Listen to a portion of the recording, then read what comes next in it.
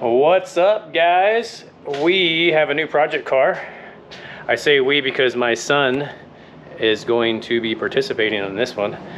It took a while to convince him to get off his PlayStation 5, but you know, figure this will be a good bonding experience, teaching some life skills. So today, he's being all shy on me. I'm not. So someone here is going to learn how to work on cars. No.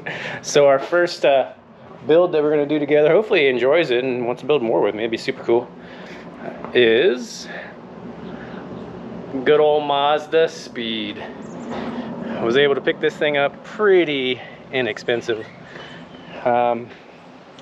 It is missing a few things, but should be a fun little project and kind of give an idea like how to work on a car. All the stuff was nice and neatly placed in bins, kind of. Everything seems to be here.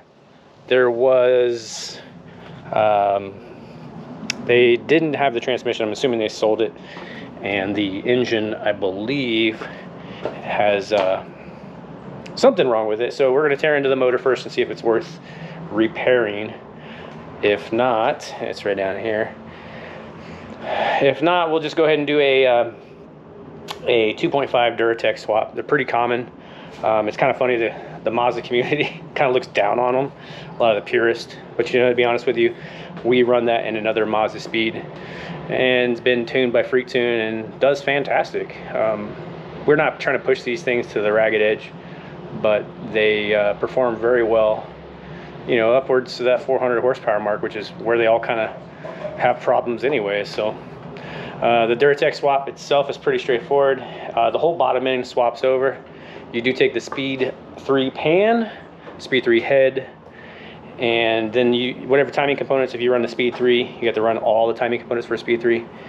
If not, you can do the Duratec Speed components, but you have to use them all. That's, off the top of my head, pretty much all you need to do for that conversion. Oh, you do have to tap either the pan or the block for the oil return, since it doesn't have provisions for that. But it's pretty straightforward. You know, people have been doing that for years in non-turbo cars.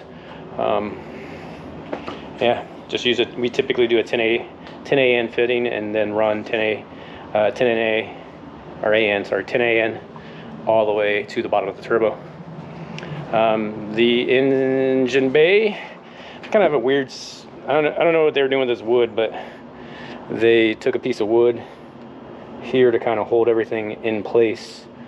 Does need a good scrubbing, and I know my son loves pressure washing. he does a pressure washing sim on PlayStation. It's kind of comical. It's not on PlayStation. So, oh, was it on Xbox? Yes. It's on both. Xbox. Here comes the other one. Maybe we'll do a project with him one of these days too. These kids nowadays, none of them ever want to do anything except for play PlayStation or Xbox. That's pretty much it. This is a 08 Speed 3. Part 1 of the series, we'll be doing individual parts for everything. So we'll do a part for the engine teardown to see kind of what failed in that. And then we'll do another part for, you know, building a new motor.